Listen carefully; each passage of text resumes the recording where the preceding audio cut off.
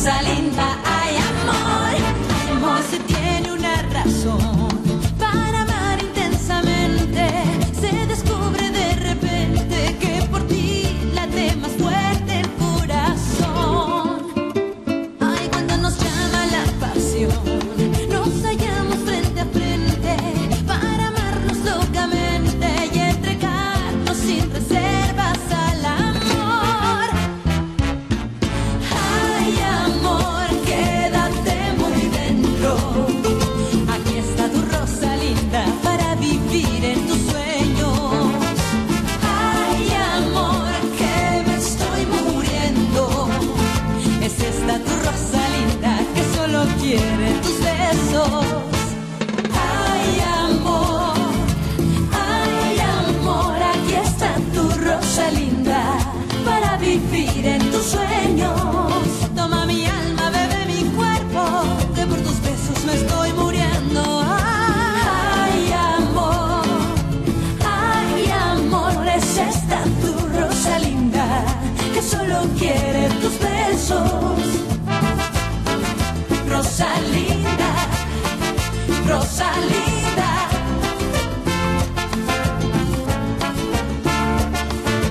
Rosalinda, ay amor. Ako pala si Luz Maria.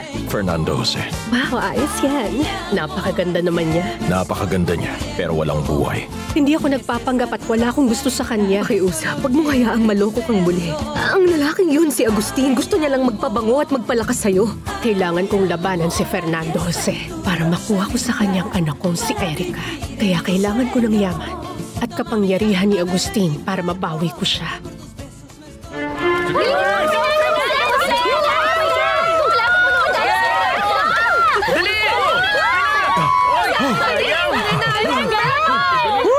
Sayang. Talaga. Salamat. Salamat. Salamat. Talaga. Ang galing mo klase. O, paano? Talo kayo. Talo ka na naman, Gerardo. Dahil dyan, sagot mo ang breakfast natin. Hindi ko alam kung bakit lagi mo na lang akong hinahamon. Pabigyan mo na akong mag-ilusyon na kaya ko ring manalo sa'yo. Nga pala, kumusta rin sa restaurant mo kagabi?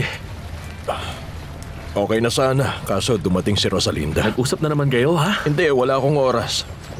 Dumating siya kasamang isang lalaki na halatang milyonaryo. Ewan ko kung gaano kakapal ang mukha niya, Gerardo. Kahapon lang, tinanong niya pa ako kung pwede ko ba siyang bigyan ng pagkakataong magpaliwanag kung ba't tinanggihan niya ang pagmamahal ko. At noong gabi ring yun, may bago na agad siya. Sana lang sa kabila ng kagustuhan mong maghiganti, hindi mo talikuran ng prinsipyo at dangal mo. Ayoko na para lang malabanan mo sila. Ay maging katulad ka rin ng mga taong yun. Intindihin mo ako, Mama. Hindi kami magkakaroon ng relasyon ni Agustin Morales. Anak, ang mga ganong tipo ng lalaki ay hindi masisihan sa pakikipagkaibigan mo lang. May iba pa silang hinahanap. Alam mo kung ano yun. Tutol ba kayo sa pagbawi ko sa anak ko kay Fernando Jose, Mama? Walang sino mang babae ang dapat pagkaitan ng karapatang mabawi ang kanyang anak. Kahit sino pa siya.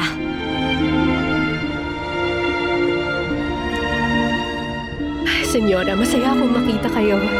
Pasensya na sa sinabi ko, pero sa tingin ko hindi tama at hindi makatarungan na mawalay ang isang anak sa kanyang ina.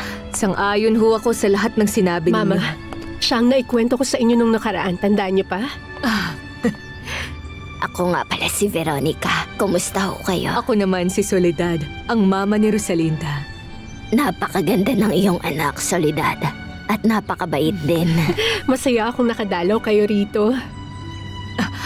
Gusto mo ba ng maiinom? Naku, wag na. Salamat na lang. Napadaan lang naman ako rito. May aasikasuhin lang ako para sa uupahan ko. Samahan ko na po kayo. Tayo na? Sige. Hindi ba nakakahiya sa'yo? Ayos lang po yun. Sandali lang po kami, Mama. Mauna na kami. Halika na. Hindi ako sang-ayon. Porque nakita mo lang na may kasama lalaki si Rosalinda, inasyon mo na agad na may relasyon silang dalawa? Pwede ba, Gerardo? Kung nakita mo lang kung paano niya tingnan si Rosalinda, halatang gusto niya talaga siya. Huwag mong kalimutan na sikat na siya ngayon.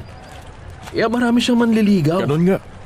Mga manliligaw na nagbibigay sa kanya ng kwintas na may diamante. Hindi mo sinabi sa akin yan. Ngayon, alam mo na, lahat ng tao may katapat na halaga. Pati na si Rosalinda. Ewan ko. Hindi pa rin ako naniniwala dyan. Hindi yun magagawa ni Rosalinda. Hindi ko siya gaanong kilala, pero alam kong matino siya. Alam mo, para maalis yung pagkahibang mo kay Rosalinda, pakipag-date ka sa iba. Ano ba, Gerardo? May asawa na ako. Huwag kang nga magpanggap. Alam kong wala nang patutunguhan ng relasyon niyo ni Fedra. Wala na talaga. Ang tinutukoy ko, ibang babae na makakatulong sa'yo makalimot.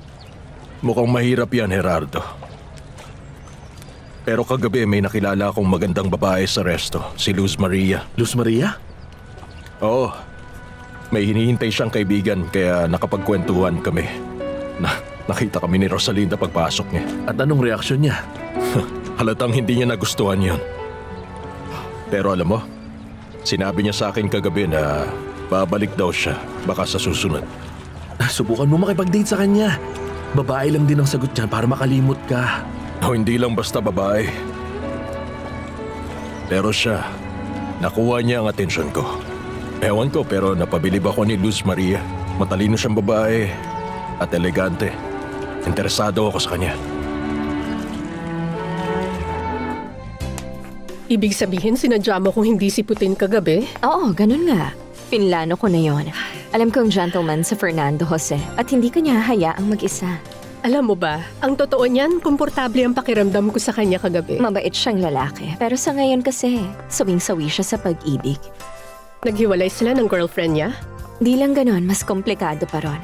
Wala na sila ng pinakamamahal niya. Bukod pa ron, di na niya matagalan asawa niya. May asawang lalaking yon? Hindi ako makikipag-date sa may asawa na. Ano ka ba? Kumalma ka. Hindi ko rin naman sinabing makipag-date ka ngayon sa kanya. Sino naman yung babaeng dahilan ng paghihirap niya? Ang pangalan niya ay Rosalinda. Rosalinda? Kaya naman pala. Nakita namin siya kagabi ron. Napakaganda niya at nakahawak siya sa braso ng isang lalaki. Hindi mawala ang tingin ni Fernando Jose sa kanya. Basta, nagawa ko ng paglapitin kayo, ha? Bahala ka nang dumiskarte sa kanya. Nababaliw ka na ba? Sa mga oras na to, hindi pa ako handang umibig. Lalo na sa isang lalaking maraming pinagdadaanan. Pero, pinapangako ko sa'yo na ituturing ko siyang kaibigan ko. Ayos na ba yon? Masaya ako dahil wala kang naging problema sa kontratang pinirmahan mo. Maraming salamat kay Rosalinda. Kinausap niya yung nagpapaupa. Sinabi niyang siya ang garantor ko. At siya rin ang pumirma ng mga dokumentong kailangan kong pirmahan. Aakyat ulit ako para makita ang kwarto. Pag may oras pa kayo, balik lang kayo sa bahay. Doon na kayo maghapunan at mag-celebrate tayong tatlo. Salamat. Napakabait mo sa akin. Mapalad ka't may anak kang may mabuting puso. Alam ko, si Rosalinda ang nag-iisang kayamanan ko. Senyorita Rosalinda? Pinadala to ng boss ko sa inyo. Pinadalhan niya ako ng kotse.